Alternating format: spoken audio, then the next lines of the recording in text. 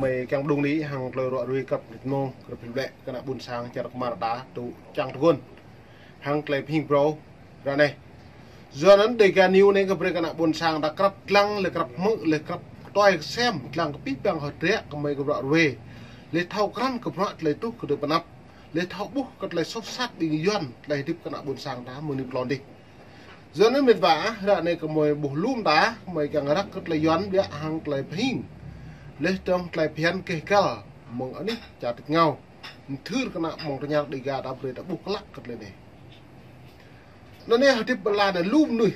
เวลาเลี้ยเขาไม่คิดไม่แข่งแฮมดึงไม่ถ่าเลยใช่ตัวลาดังnhư lệ ta tu ông bình doan này mỗi doan tự chọi chẳng chê đã tịp này tự tại chỉ tịp bộ kèng bậc tường sam tàn là cất ô cất tụ doa ta tầm cái tường hạ nạm vẹt ăn lời ta cất tụ doa lại nó nữa kèng ta lấy chính lấy khắp tai cho chồng chi lớn nuôi một thao khắp cả nạm vẹt căn thao căn dòng tơi về bạc ta lấy mệt vào dưới nó lại mày mỏ sập này lệ rồi về càng tạ cái nạm buồn sang tầm về thao căn buộc lắcเกิดเลยเพี้ยนเลยเพี้ยนนั่นแหละไปยืนอยู่กะพุ่งเลยเพี้ยนนั่นแหละไปยืนอยู่ลุยที่ตัวโอ้เลยเพี้ยนนั่นเบรย์ยี่กังตาหมกนงย่อยยี่เบรย์ตาหมกผงกับยี่เบรย์ตาเท้ากันยี่เบรย์ตาหมดเลยเกยยี่เบรย์หมดเลยเลือกุมาหมดเลยฉันเสียจากนั้นยี่เลยเนี่ยหังเลยพิงนี่แหละเหมือนทื่อมาทนจุบลูกแม่ตรกปะเนี่ยตึมตัวทนเลยgiờ nó như này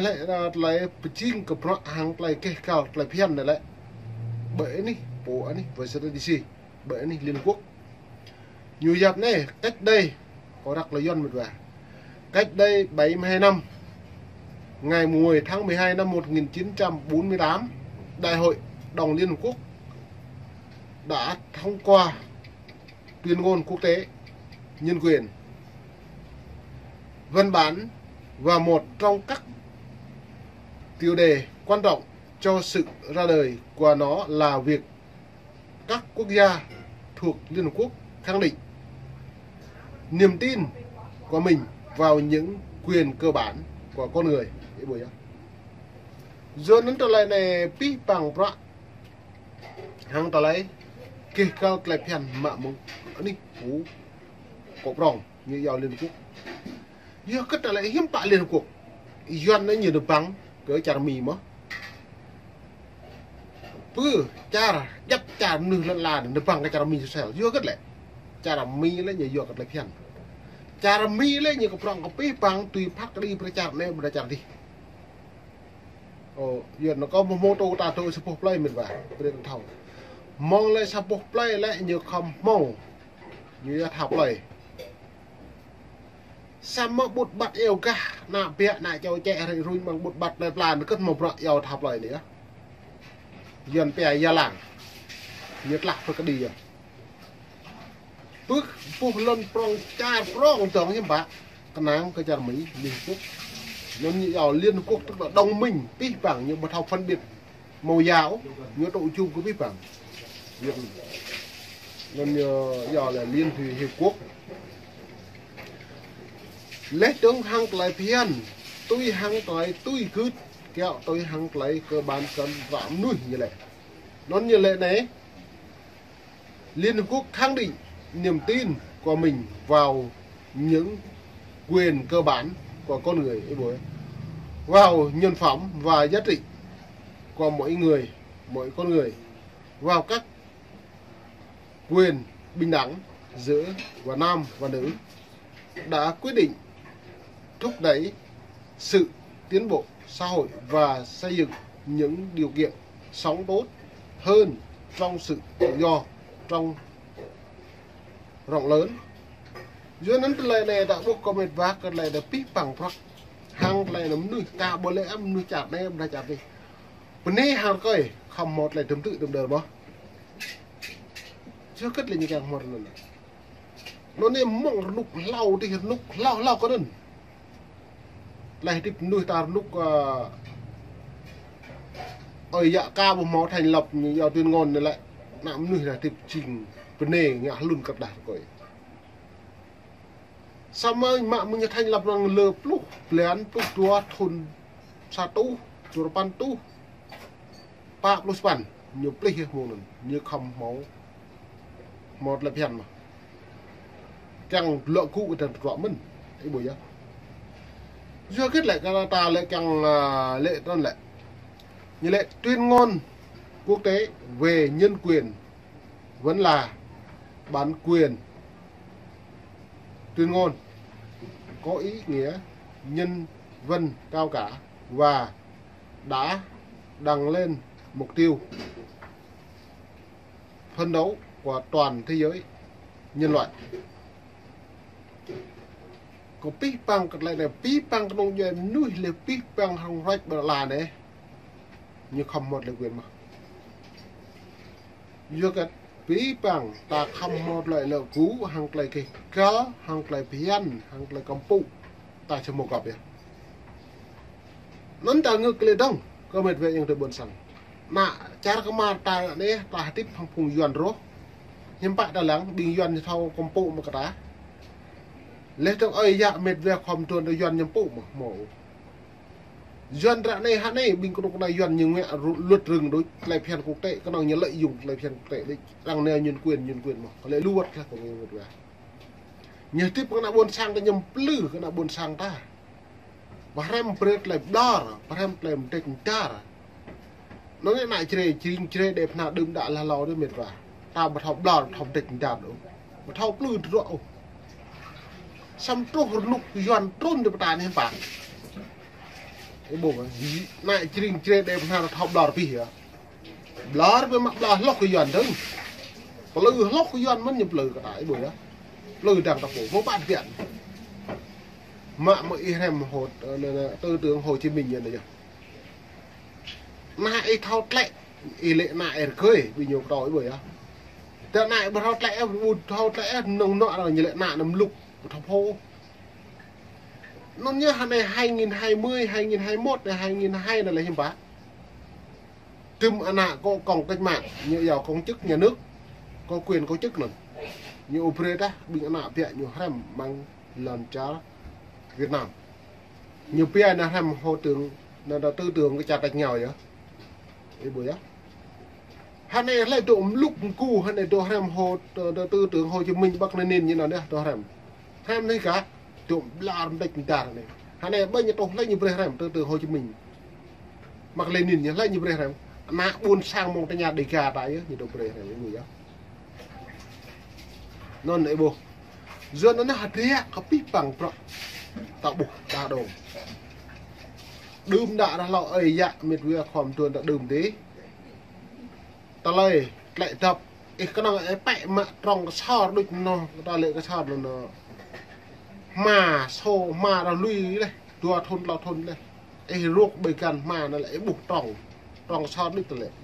ấy bẹ mà ai đang nhà lùn mất lúc ấy dạ nó đơm đi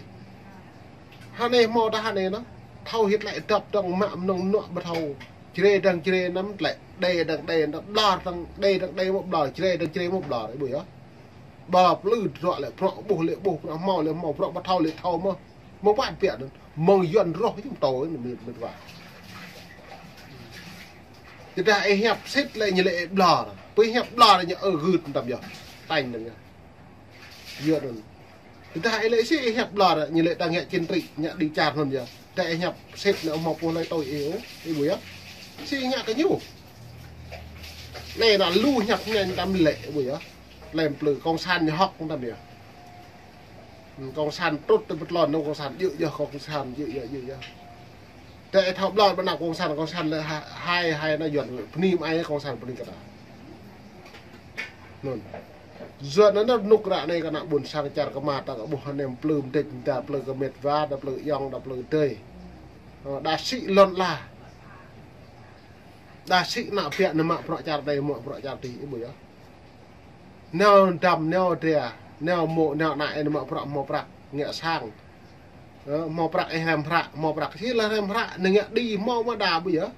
nè sĩ chơi mò mà đá nó mặc pro chặt thì mọi pro chặt đây đây là mò tụ dừa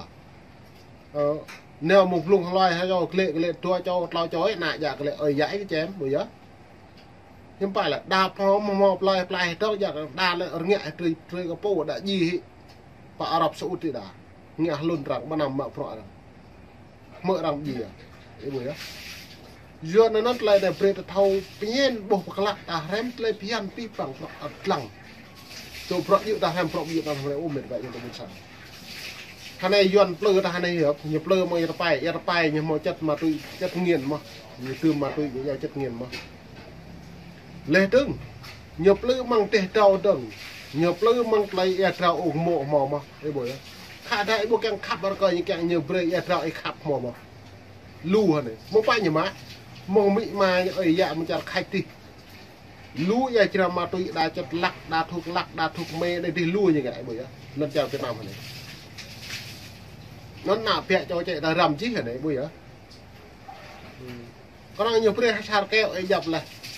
bộ cái ấy nhung ta lên xa ta lộ trọt lỗi rồi rồi có năng hai chọc e ấy gì cái nhiều lắm mà nhung play đấy hem nhưng mà tô sát như nghệ sĩ bây giờ răng bây giờ sĩ Campuchia đã từ vườn tịch của một bữa ấy lăng sang mang xã hội nào ấy như là nó mà như giờ nó việc nhẹ là lương cao như này nếu mà bọn Campuchia thế là việc nhẹ lương cao nếu sĩ Campuchia chỉ mà bọn con sẽ anh ta là nuôi robot ta với người mạnh ta bơm mồm tới 24/24 ta như mà nó nạp bịa giàu cái Việt Nam càng u đó hè chọc hè là đa sĩ lần đấy đá nên chuộc cái lệ nạp mà đi Campuchia đã đa chuộc cái lệ mà đi Ả Rập Xê Út đấy buổi á giờ nó tạo bục bình duyên này nhưng hà này bộ nào bự lẹ bự bay sĩ các bạn buồn sang một cái nhà đây ra giờ nó mày đồ vợ brand xuyên của mình và mày đồ cả mày đồ thư các bạn buồn sang phết ít thôi rằng lần cha pi bằng các bạn nghe bây giờ các nghe căng này lau tên như căng xăm căng khai bơi mông bơi bơi căng ít cái xem lăng play mày sắp mày đồng lụ này hàng lại ít thọc him thọc rằn các loại như trục ta tiếp lại là thòng màu chẳng mang thì ta đã tiếp bật lại ông một là chẳng máng bông một con chuyện lại tiếp những chuyện đối đại rồi nít ở đây nhưng sẽ mà nhiều lâu giờ sẽ chán nhưng mà nghìn phụ theo là như một chán nữa ta như là ui rip lên đó nhớ cho máu ọt rồi nít này dần pẹt thế tiết này vì nó mệt và pi bằng vào nhiều màu nhiệt độ sẽ lối chuyện cả lại tiếp tới cái mà ta không tôi xem ta không tôi lăng có bọn hàng play kê cờ ta không tôi mự lần cha là play pla ta pu nó ca ta thao him lên ta nằm húp ham ô trầm cái năm đang plưng phải 7 năm ta khắp bé cái mệt ma ấy dạ play pla ta tuột nạp tạp ta ngốt vậy cái này cho ta lần là cái gì bạn đại chỉ độ lần là đặc biệt từ ta ta mò của mình u hay kết lại cho nào bẹ đã bạ là nhiều khất như lần bao nhiêu phi bong sang bao nhiêu chỉ độ nó cất như thế này, mệt quá, nó về đấy buộc lại thao viên. Hà này vi bằng pro hà này rằng plư mang là đạo nào lệ là đạo, plư mang pro đi cha lệ đi cha, plư mang lại ông mộ lệ là ông mộ mà, còn lại cha đặc ma ta này, một thao đồng chí các bạn. Nó có bắp nhang mệt quá anh từ buồn sáng lại có mình đường này lại vi bằng pro bị mấy càng ít thao răng, để thao him thao nhân vi bằng pro nằm lặng để gặp đặc mẹ, nằm mự lại lệ plư thì nhiều. Doan nó lau tê như gì à, bây giờ như gì không? Nhiều gì do cái nào bẹ như pù, nhiều lút lợn la do có nhiều hụp hàm bong bạc mà Trung Quốc lưu đây, nên như gì à? Môn này có cục ní, ta bạn này ta bọc là họ mạc đi gặp.